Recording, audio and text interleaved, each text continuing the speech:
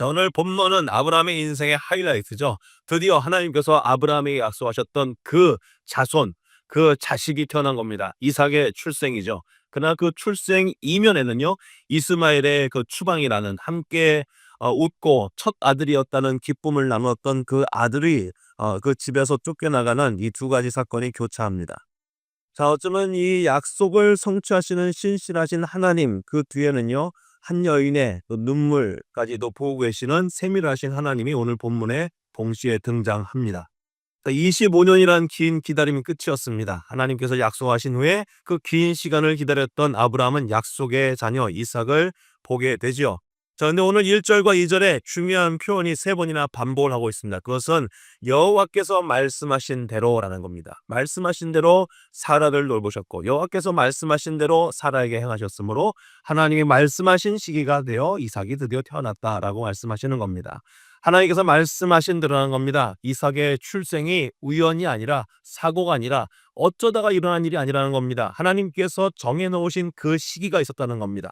하나님께서 아브라함과 사라에게 말씀하신 그 시기는 아브라함과 사라가 기대했던 그 시간이 아니라 하나님이 정해놓으신 그 시간에 약속하신 대로 하신 말씀을 성취하시는 하나님을 오늘 우리에게 보여주고 계십니다. 인간의 가능성이 완전히 끊어진 때였죠. 그래서 이미 사라도 그렇고 아브라함도 그렇고 인간적인 방법으로 볼 때는 도저히 출생할 기미가 전혀 없던 그 시기가 바로 하나님께서 일하시는 때, 하나님께서 응답하시는 때라는 것입니다. 자, 오늘 이 아들의 이름 이삭이 그 뜻이 웃음이었죠. 처음에 사라가 이 아들이 태어날 것이라는 말을 듣자마자 할렐루야 하지 않고 그 장막 뒤에 숨어서 웃었다고 합니다. 그 웃음의 의미가 무엇일까요? 그냥 실소일 수도 있죠. 내가 어떻게 무슨 아들을 낳아 하는 그 웃음입니다만 믿지 못해서 생기는 웃음입니다. 이것을 좀 나쁘게 부정적이게는 비웃음일 수 있죠. 그런데 이런 비웃음을 하나님께서는 진짜 기쁨의 웃음으로 바꿔 놓으시더라는 겁니다. 온 사람들과 함께하면서 하나님의 은혜에 감격하며 그들의 입가에 웃음이 지워지지 않는 이 놀라운 날을 맞이하게 하시는 하나님이십니다.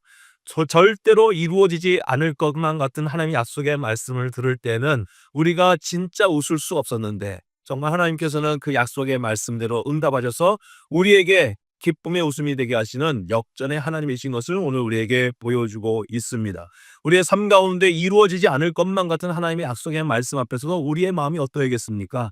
아이고, 내가 그런 일이 어떻게 일어나겠어? 내게 일어날 일이 아니라 다른 믿음 좋으신 어떤 분에게 아니면 어떤 기도를 많이 하시는 분에게 일어나겠지 할 것이 아니라 우리의 그 불신앙 가운데서도 우리가 하나님의 약속에 나와는 상관이 없을 것만 같은 상황 속에서도 하나님은 신실하신 분이셔서 하나님께서 우리에게 이루시고자 하는 하나님의 계획들은 반드시 말씀하신 대로 성취하시는 분이라는 사실을 다시 한번 우리의 마음속에 믿음으로 붙잡을 수 있는 이 하루가 되었으면 좋겠습니다. 자, 오늘 이 이삭에 태어난 기쁨도 잠시 이 가정 안에 갈등이 시작되죠. 여종 하갈의 아들 이스마엘이 이미 그 아브라함 집 안에서 유일한 아들일 줄 알았는데 그만 이삭이 덜컥 태어나고 말았습니다. 근데 이미 장성한 이스마엘이 어린 이삭을 놀리고 하는 모습을 사라가 보게 되죠. 사라의 마음이 이 화로 가득합니다. 격분해서 그들을 내쫓으라고 하갈과 이삭을 내쫓으라고 아브라함에게 요청을 하지요. 아브라함이 깊은 근심에 빠집니다. 이삭도 이삭이지만 이미 자신에게 아들이라는 기쁨을 줬던 이스마엘에게 들었던 정을 무시할 수 없었던 것이죠. 아브라함이 고민하자 하나님께서는 10년 동안 넘게 길렀던 이 이스마엘을 보내도 된다는 하나님의 합답을 듣게 되었습니다. 자, 하나님께서 단순히 사라의 편을 드신 것이 아니죠. 이 언약의 자손이었던 이삭과 육체의 자손이었던 이스마엘을 명확히 구분하시려는 이 하나님의 구속사적인 섭리라는 겁니다. 자, 오늘 말씀을 통해서 그런 생각이 들어갑니다. 때로는 하나님께서 우리의 삶에 복잡한 관계들이 있죠. 그런 관계나 섞여 있는 것들이요, 이 하나님의 것인지 하나님의 뜻인지 긴가민가 하는 그 가운데 있는 것들을 하나님께서 정리하게 하실 때가 있다는 겁니다. 그것이 때로는 육체의 정을 끊어내는 것 같이 마음 아픈 일일 수도 있겠지요. 그러나 하나님의 언약을 세워가기 위해서는 거룩한 가지치기가 필요할 때가 있다는 것입니다.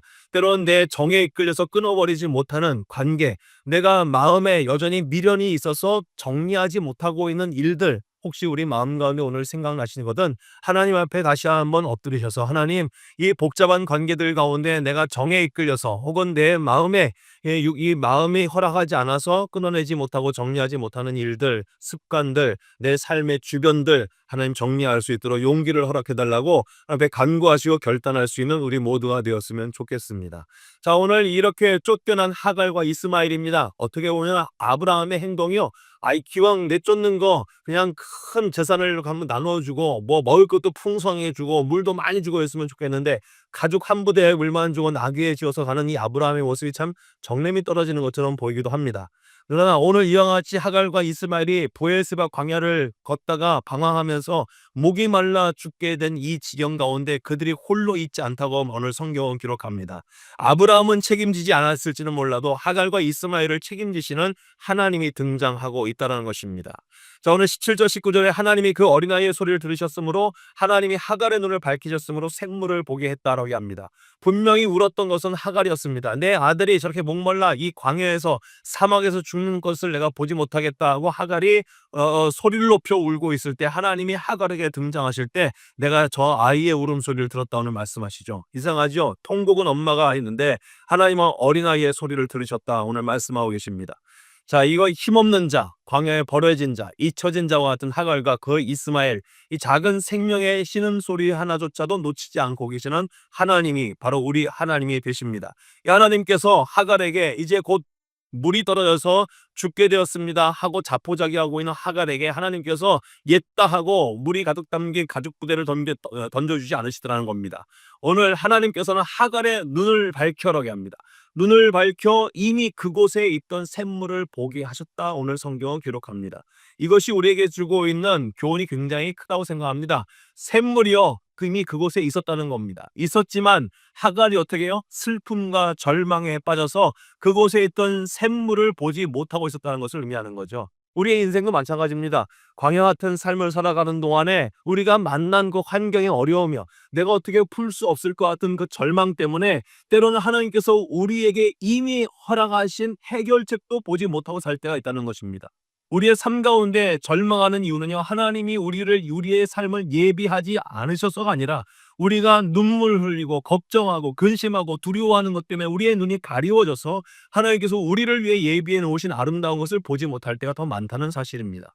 오늘 이 아침에 우리가 혹시 문제에 더 집중하여서 하나님이 우리에게 예비해 놓으신 샘물과 같은 그 놀라운 역사를 놓치는 일이 없어야 한다고 생각합니다. 우리의 마음속에 담아두고 있는 기도의 제목, 그것이 하나님이 우리에게로 하신 은혜를 보지 못하는 큰 문제나 두려움이나 슬픔이나 그런 것으로 변화되지 아니하고 오직 우리의 시선이 우리의 삶을 지켜보고 계신 하나님께 두어서 매 걸음마다 우리의 삶 가운데 예비해 두신 샘물을 발견하며 살아갈 수 있는 우리 모두가 되었으면 좋겠습니다. 하나님의 때가 있습니다. 25년을 기다린 아브라함에게 하나님께서 마침내 말씀하신 대로 응답하시는 하나님으로 오늘 우리에게 소개하고 있습니다.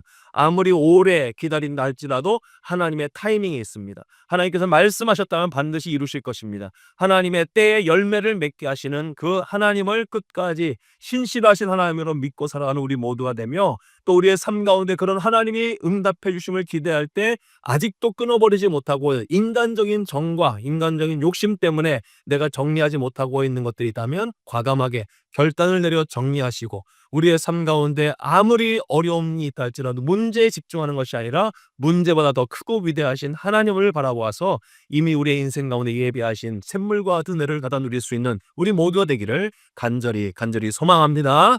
아멘.